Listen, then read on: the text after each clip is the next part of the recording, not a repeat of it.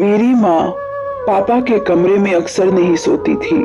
अगर किसी रात पापा के कमरे में सोती थी तो अगली सुबह मम्मी रोते रोते बाहर निकलती। एक दिन मम्मी सोई हुई थी, तभी मैं मम्मी की चादर लेकर पापा के कमरे में चली गई, पापा का राज जानने के लिए। वो सुनकर आपके होश उड़ जाएंगे। मेरी आंख खुली तो मैंने मम्मी को सिसकते हुए देखा। वह मेरे बिस्तर के पास बैठी बुरी तरह रो रही थी। अपनी माँ को ऐसे देखकर हमेशा मेरा दिल तड़प जाया करता था, लेकिन मैं चाहकर भी कभी उनसे कुछ नहीं पूछ सकती थी। अक्सर ही सुबह मम्मी का ऐसा हाल होता था। कुछ समय पहले मैंने एक बार माँ से पूछा था कि आखिर वो पापा के कमरे से सुबह सुबह बाहर आकर इतना रोती क्यों है, तो मम्मी ने कोई जवाब नहीं दिया और मुझे डांट दिया। मम्मी जब भी उनके कमरे से निकलती, मम्मी का हुलिया बहुत ही अजीब सा होता। उनके बिखरे हुए बाल और पुराने कपड़े एक अजीब सी मजबूरी सुना रहे होते। ये सिलसिला कुछ साल पहले से ही शुरू था और जैसे जैसे मुझे होश आ रहा था, मेरे लिए सब कुछ अचंभित होता जा रहा था। मेरे अंदर एक जुनून सा पैदा हो गया था कि मेरा बाप आखिर मेरी माँ के साथ रात भर क्या करता है। इस सवाल ने मुझे बेचैन कर दिया था। मैं 15 साल की हो चुकी थी और अब बहुत सी बातें अच्छी तरह समझने लगी थी। मम्मी का रोता चेहरा देखकर मुझे किसी मजबूरी की चेतावनी लगती थी, लेकिन हैरत की बात यह थी कि जब मम्मी कमरे से निकलती तो वह रो रही होती, और जब पापा कमरे से निकलते तो उनके चेहरे पर एक दिलकश मुस्कुराहट होती थी। उन्हें देखकर ऐसा लगता था जैसे वो बिल्कुल जवान हो। वो कुछ ना कुछ गुनगुनाते रहते हैं, जैसे बहुत खुश हो। और मम्मी का हाल ऐसा होता था कि मम्मी पापा के कमरे से निकलने के बाद दोबारा उनके सामने जाने से भी डरती थी। वो उनका नाश्ता भी मेरे हाथ ही उनके कमरे में भेज देती। खुद सारा वक्त किचन में खड़ी रहती और आंसू बहाती रहती, या तो बाथरूम में बंद हो जाती। मम्मी की हालत देख देख कर मुझे बहुत तरस आता था। मैं 10वीं क्लास में पढ़ती थी और नाश्ता देने के बाद मैं अपने स्कूल के लिए घर से निकल जाया करती थी, लेकिन सारा वक्त मेरे दिमाग में मम्मी का ख्याल घूमता रहता। मैंने कभी किसी सुबह पापा को परेशान या बेचैन नहीं देखा था। वो हमेशा ही बहुत खुशी से नाश्ता करने बैठते और उनका चेहरा बहुत खुश दिखता था, जबकि मम्मी को देखकर ऐसा लगता कि किसी भी पल मम्मी को कुछ भी हो जाएगा। अक्सर मैं नाश्ता बनाते हुए मम्मी के शरीर को कपकपाते हुए भी देखती थी। मेरा दिल चाहता था कि मैं मम्मी से पूछूं कि पापा रात को उनके साथ ऐसा क्या करते हैं जो उनका इतना बुरा हाल हो जाता है, मगर पापा के नाम पर मम्मी के चेहरे पर खौफ नजर आने लगता था। मम्मी हर रात पापा के कमरे में सोने के लिए नहीं जाती थी, बल्कि वह मेरे साथ ही सोती थी, पर ध्यान दे पा रही थी और ना ही घर पे मेरा दिल लगता था। मेरा दिल चाहता है कि मैं किसी भी तरह अपनी माँ को पापा के कमरे में ना जाने दूं, लेकिन मैं किसी तरह पापा को मना नहीं कर सकती थी। पापा तो मेरे सामने मम्मी के साथ बहुत ही मोहब्बत से पेश आते थे। घर के माहौल ने मुझे इस कदर परेशान किया था कि मैं छमाई इम्तिहान में बुरी तरह फेल हो गई। मैंने मम्मी पापा को रिजल्ट नहीं बताया, लेकिन मेरे दोस्त हैरान थे क्योंकि मैं पढ़ाई में बहुत अच्छी थी। वो बार बार मुझसे पूछने लगे कि मेरा ध्यान कहाँ रहता है। मैंने उससे मम्मी और पापा के बारे में बता दिया। तुम्हारे पापा अंग्रेजी फिल्में तो नहीं देखते? सलोनी ने अचानक से सवाल किया। मैं हक्का बक्का सी देखने लगी। फिल्म का भला क्या मकसद था? वह अलग निगाह से मुझे देख रही थी और मैं ना समझ पाई। उसने बात बदल दी, लेकिन मेरी सुई उसकी बात पर अटक गई। आखिर सलोनी ने यह सवाल क्यों पूछा था? मैं घर वापस आई तो मम्मी का चचेरा भाई आर्यन अंकल बैठे हुए थे। वो दोपहर को हमारे घर आते थे। मम्मी की बचपन से ही उनसे बहुत दोस्ती थी। मम्मी बताती थी कि वो दोनों बचपन में एक साथ रहते थे। फिर आर्यन अंकल दुबई चले गए और मम्मी की शादी पापा से हो गई। मम्मी की शादी को 17 साल हो चुके थे और मैं उनकी इकलौती बेटी थी। कुछ साल पहले शायद सब कुछ ठीक था, या फिर मैं ही छोटी और नासमझ थी, लेकिन कुछ साल से मुझे अच्छी तरह मम्मी की हालत समझ आने लगी थी। मैं जान गई थी कि मेरा बाप अच्छा आदमी नहीं है। वह मेरी माँ की तकलीफ की वजह है और इसी बात ने मेरे दिल में अपने बाप के लिए दुश्मनी पैदा कर दी थी। आर्यन अंकल से हमारी मम्मी की बहुत अच्छी दोस्ती थी। वो साल भर पहले ही इंडिया वापस आए थे और मम्मी से मिलने के लिए अक्सर आते थे, लेकिन मम्मी को उनका आना अच्छा नहीं लगता था। आर्यन अंकल के जाने के बाद मम्मी अक्सर मुझे कहती है कि अगर तुम्हारे पापा को पता चला कि आर्यन मिलने रोज आता है तो बहुत बुरा होगा। मैंने माँ को दिलासा देती कि पापा को कैसे पता चलेगा, पापा सुबह काम पर जाते हैं, रात को ही घर आते हैं। मुझे तो आर्यन अंकल बहुत अच्छे लगते थे। वो हमेशा आते हैं और मम्मी का मूड अच्छा करके जाते हैं। मेरे लिए भी बहुत से सामान लेकर आते हैं। पापा की आमदनी इतनी कम थी कि गुजर बसर भी मुश्किल से होता था। मम्मी ना जाने कैसे पापा जैसे जालिम इंसान के साथ जिंदगी गुजार रही थी। रात में मैंने अपना और मम्मी का बिस्तर लगाया और मम्मी के साथ आंखें बंद करके लेट गई। थोड़ी देर में पापा मेरे कमरे में आए। मम्मी मेरे साथ ही सोने के लिए लेटी हुई थी। पापा ने उन्हें साथ चलने को कहा तो मम्मी ने दबी दबी आवाजों में इनकार किया। मैंने आंखें नहीं खोली थी। मैं सुनना चाहती थी कि पापा मम्मी से क्या कहते हैं। चलना कृतिका, मैं तुझे बिल्कुल तंग नहीं करूंगा, वादा। पापा की आवाज मेरे कानों में पड़ी जिसमें मोहब्बत की मिठास थी। मुझे नहीं जाना तुम्हारे साथ, तुम हमेशा ऐसे ही कहते हो। मम्मी ने एक बार फिर इनकार किया।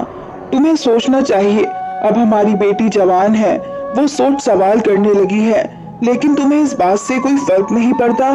मम्मी ने धीमे लहजे में पापा को जवाब दिया।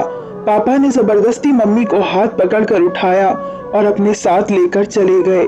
मुझे अजीब सी घबराहट होने लगी थी। पापा मम्मी के साथ न जाने क्या करते थे और सलोनी की अंग्रेजी फिल्म वाली बात भी मेरे दिमाग में अटक गई थी। 2 घंटे गुजर गए थे लेकिन मम्मी वापस नहीं आई। मैं पानी पीने के लिए कमरे से निकलकर बावर्ची खाने में गई। मम्मी थोड़ी ही देर में मेरे पीछे चली आई। मैंने एक गहरी निगाह मम्मी पर डाली जिनके बाल बिखरे हुए थे, जिस बात ने मुझे चौंकाया। मैं मम्मी की कमीज का फटा हुआ आस्तीन था। मम्मी को मेरी नजरों का एहसास हो गया था। वो जल्दी से दुपट्टे को अच्छी तरह लपेट लिया। मेरे सामने ही मम्मी ने सुबह सही कपड़े पहने थे, लेकिन फिर अचानक ही मम्मी की आस्तीन कैसे फट गई। मम्मी मुझसे पूछ रही थी कि मैं इतनी रात को क्यों जाग रही हूँ। मैंने झूठा बहाना बनाया कि मैं अभी उठकर पानी पीने आई थी।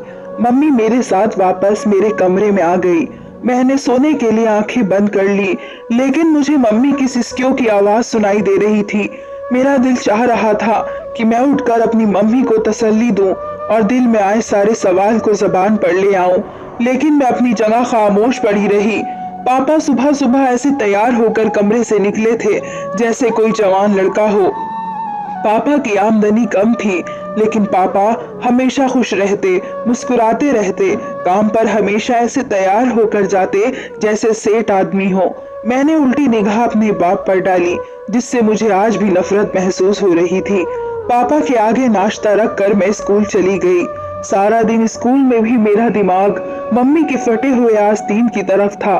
स्कूल से वापसी पर मुझे आर्यन अंकल मिल गए। मुझे देखते ही उन्होंने मुझे अपनी गाड़ी में बैठा लिया। मैं बिना सोचे समझे उनकी गाड़ी में बैठ गई। आर्यन अंकल ने गौर से मेरी तरफ देखा और कहने लगे कि मुझे बताओ, तुम्हें क्या परेशानी है, तुम इतनी खोई खोई सी क्यों रहती हो। मैं इस कदर जज्बाती हो चुकी थी कि मैंने आर्यन अंकल को सारी बात कह दी।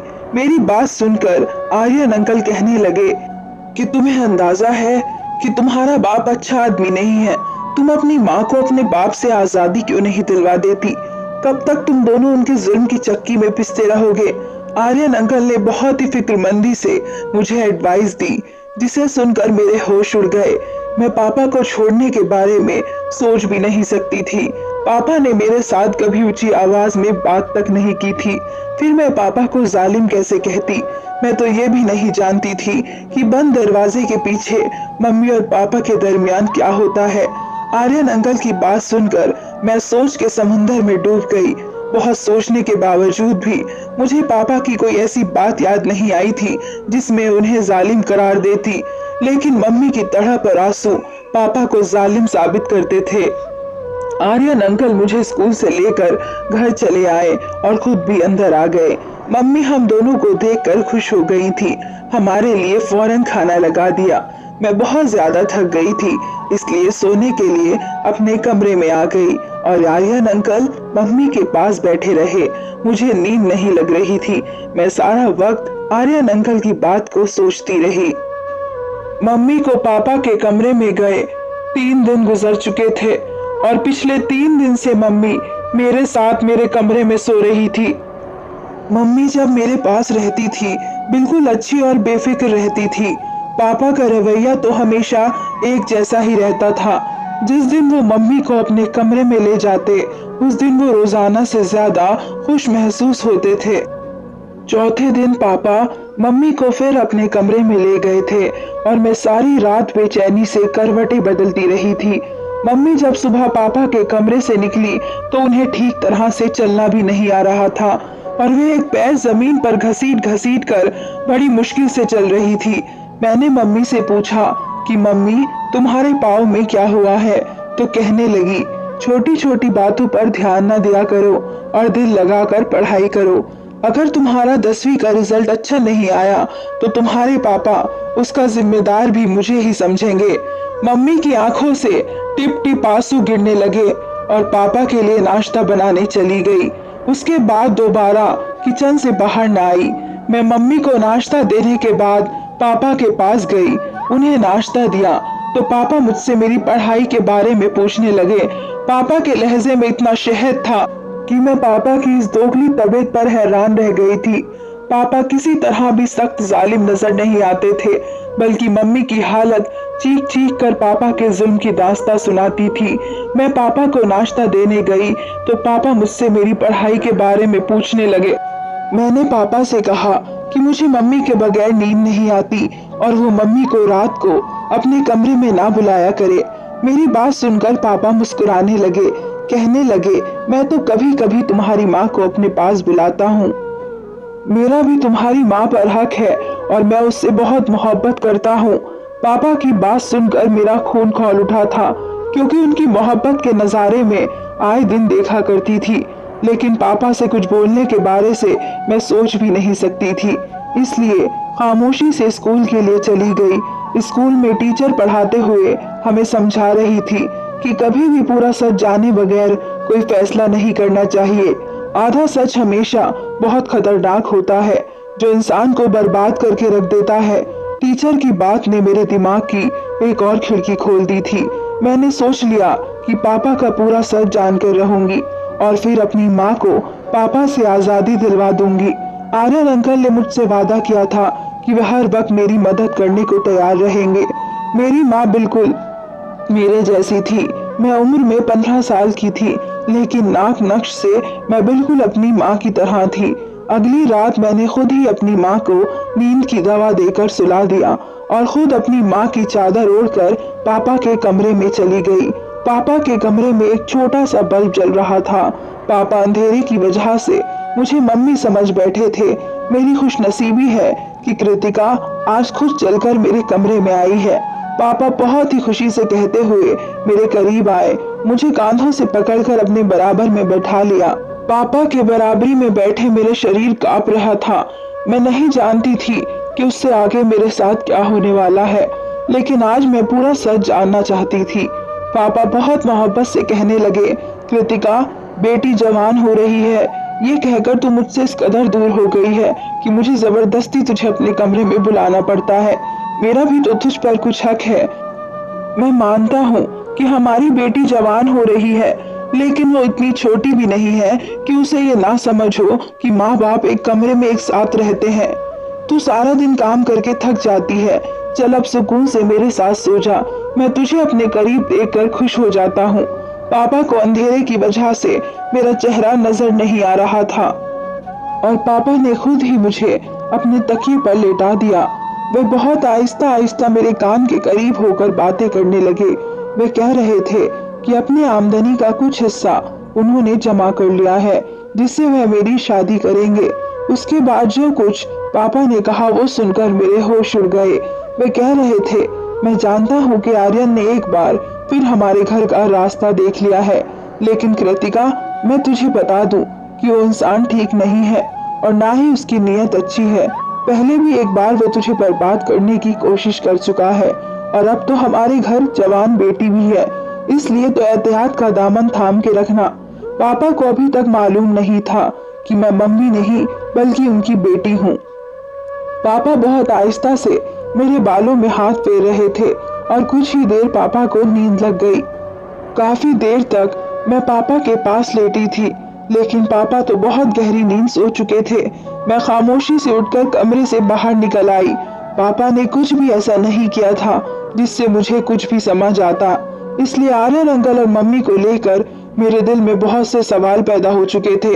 अगली सुबह पापा रोजाना की तरह थे और उनका चेहरा ऐसे था जैसे मम्मी के साथ रात गुजारने के बाद हुआ करता था। मैं खामोशी से पापा का जायजा ले रही थी, लेकिन मुझे पापा के रवैये में कोई बदलाव नजर नहीं आ रहा था। स्कूल से वापस लौटी तो घर के बाहर ही आर्यन अंकल की गाड़ी खड़ी हुई थी। मैं हमेशा दूर से नमस्ते कर कर घर आती थी, लेकिन आज मैं चोरों की तरह दबे पांव घर में घुस गई। मम्मी और आर्यन अंकल मेरे कमरे में एक साथ बैठे बातें कर रहे थे। उन्हें मेरी मौजूदगी का एहसास नहीं था। जो कुछ मैंने अपने कानों से सुना वह सुनकर मेरे होश उड़ गए। मैं सोच भी नहीं सकती थी कि वो सच जिसे जानने के लिए मैं बेताब थी वो इस कदर भयानक है। मम्मी आर्यन अंकल से हंसकर कह रही थी कि मैंने अपनी गुड़िया के दिल में उसके बाप के खिलाफ पूरी तरह नफरत का बीज बोया है और अब वो दिन दूर नहीं जब मेरी बेटी अपने बाप के खिलाफ खड़ी हो जाएगी। वो बुढ़ा जबरदस्ती मुझे अपने साथ इस रिश्ते में बांध कर रखे हुए है, लेकिन अब मैं आजादी चाहती हूँ। वह मुझे कमरे में लेकर जाता है और मुझसे बात करते करते ही सो जाता है, लेकिन जैसे ही मैं बाहर निकलती हूँ तो अपना हुलिया खुद ही खराब कर लेती हूँ। मैंने गुड़िया के दिल में ये बात अच्छी तरह बिठा दी है कि उसका बाप मुझ पर जुल्म करता है।